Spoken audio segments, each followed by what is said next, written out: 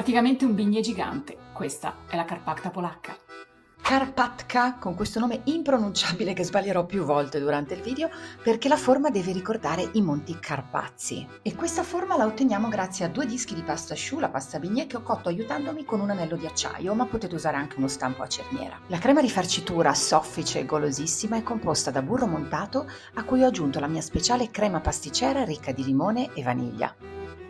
Quindi montiamo il dolce: un disco di pasta, crema e un tocco segreto: le amarene Fabbri, che daranno un equilibrio perfetto tra dolcezza e acidità.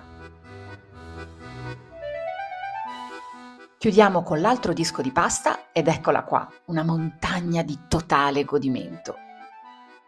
Mi raccomando, lasciatela raffreddare qualche ora in frigorifero prima di servirla. Taglio della Carpacta. Come si taglia la Carpacta? Non lo so. La taglio, vediamo che succede.